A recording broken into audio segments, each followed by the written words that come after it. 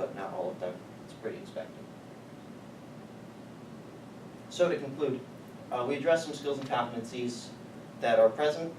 We acknowledge that very little formal training is done, or at least as far as our executive in residence felt, a lot less than should be done. So those skills and competencies that we saw lacking, she stressed were important, could be big areas for improvement. If, in the case of a small nonprofit, which we know lots of them exist in the Mid-Ohio Valley, training is a very beneficial thing. You don't have to hire a new person, you don't have to hire a specialist to fill a role such as finances. If you can do training, which may be just overlooked, be easy to implement. Also representing the client base of people here, we acknowledge that it is a 96, 90, high 90% white community, but also the age differences in the needs of nonprofits and what they're addressing. That's something, in terms of minorities and majorities, that's commonly overlooked.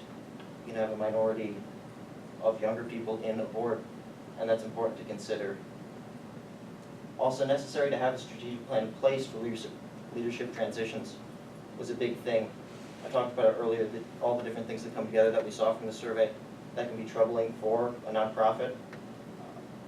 We'd like to emphasize the importance of having a plan for leadership transition. Lots of the board members are older, we're all the same age, entrenched, and start assuming things, what they're doing, they're very good at their jobs, and there are things that they can forget to train their people on, need to be reported. So now's the time for questions. You want to come back up for the whole project?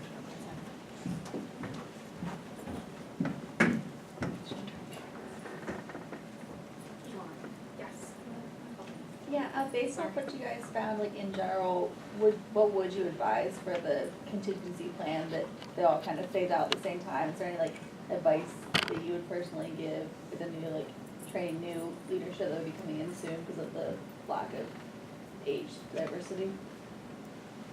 I honestly can't give you a good answer for that, because the main purpose of the report was just seeing this, and we were pretty surprised to find that. So of course we'll be looking at things, but it's ultimately a big issue that I can't give a simple answer here, so the whole sector's going to have to work together. I'll kind of jump in and kind of help Hans out right now. Just as though it was a normal organization, say, on your college campus, it's something similar as maybe getting a binder together of the roles and duties that you do starting at the beginning of the day. Start looking at what did I do today that will help me get to what I need to do tomorrow. Are you looking at emails? Who are you meeting with? What are your roles? How do you project yourself within your within your board members? What's talked about at meetings? Do I need to have the bylaws in this binder? Are there certain things that maybe I have these connections with, but I don't know that if he took my spot, he would have those connections. So making sure that phone numbers are in there, of accountants, of the people that handle the payroll, the people that handle all of the nitty-gritty side of the business aspect of it. So if you're hosting an event, make sure that there's an outline of what that event is. So if, for example, the Marietta Main Street that I had talked about took on the first Fridays in Marietta. In Marietta, it's a big thing where the businesses have, on the first Friday of every month, some type of event where you can go shopping and get like a little trinket if you go in there a certain amount off. And they've taken that, and it was by the Visitors Bureau and the Chamber of Commerce kind of handling that, but now the Marietta Main Street has, because of the leadership that was in there, they were able to pass it on.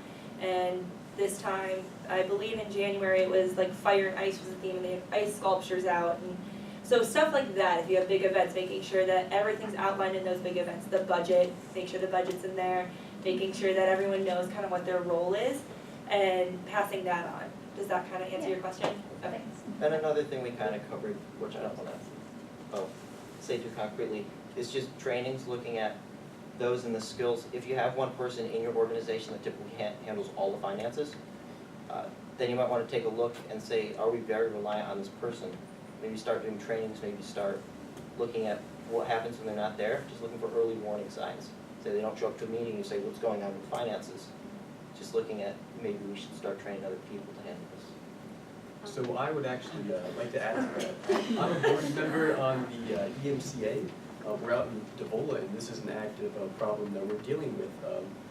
We have a lot of board members, they're transitioning out, and the solution that we came up with was to pursue the elementary schools in the area and give out marketing material to the 5th grade and below, so that they can take home then to their parents. So we're trying to target these young families and get them actively involved, because a big issue is community awareness. Not a lot of the younger families who have moved into the area, they don't know that volunteerism is a big issue with a lot of these nonprofits. So that was an active solution that we're pursuing. We're actually starting it in May, but just distributing material out to these local elementary schools, trying to get these young families more involved, let them know that there's an issue, and just try to get some more positions in terms of the younger parents, and try to fix that problem with the 14% of the under 40.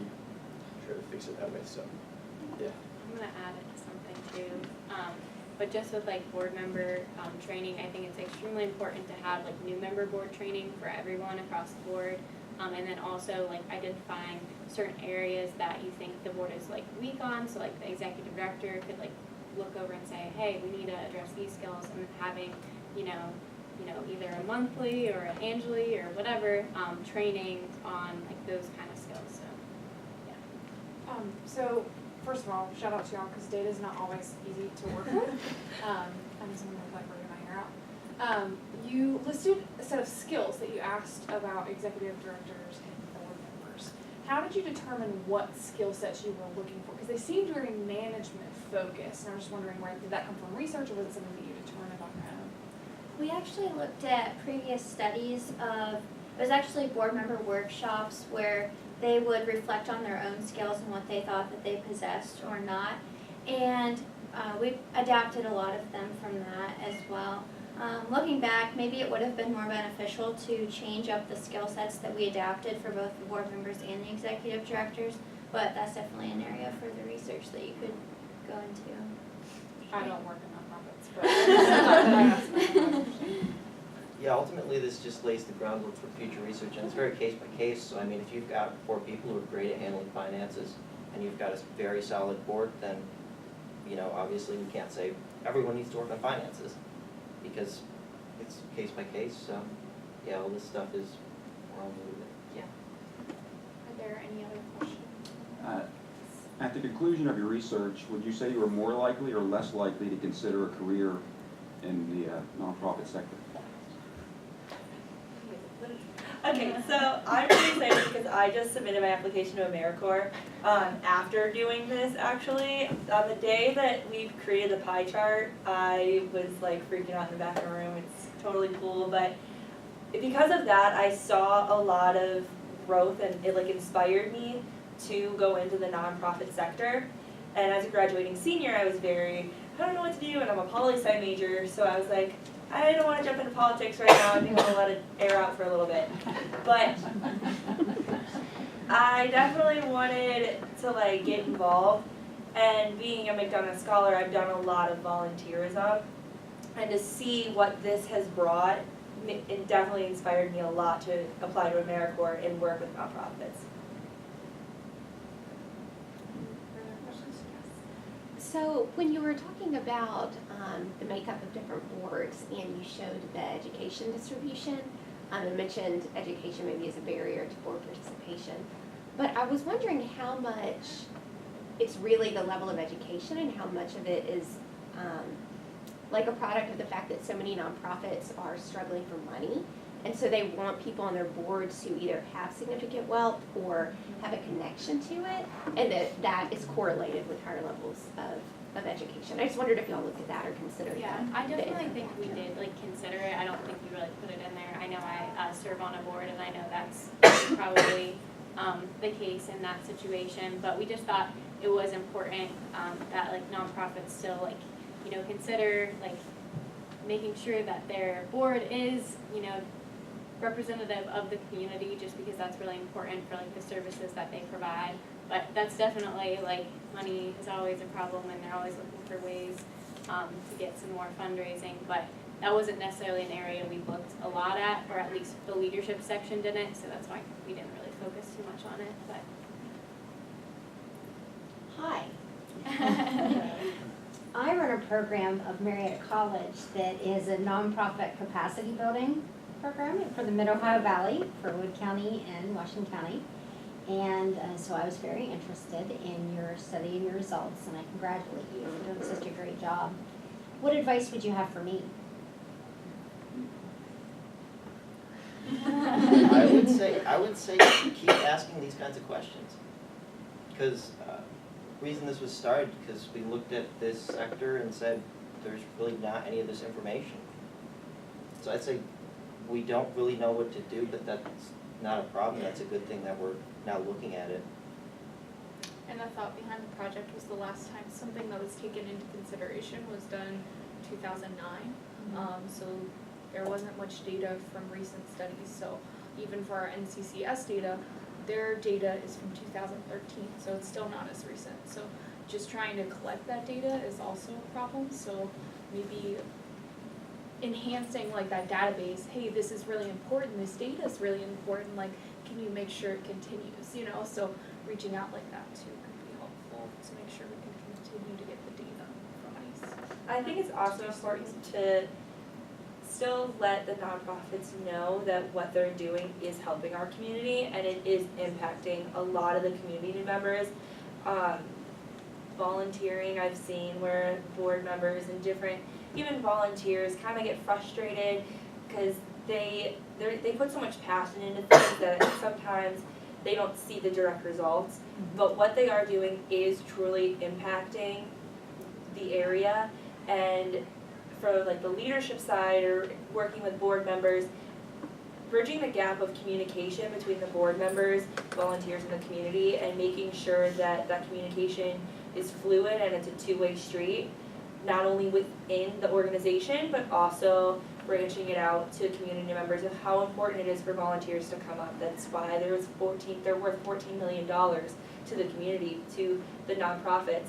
And portraying that to them is also just as crucially as important as making sure the data is there, is supporting them and making sure that they know that what they are doing is truly making an impact, even though they might not physically feel it or see it all the time. I think we have time for one last question.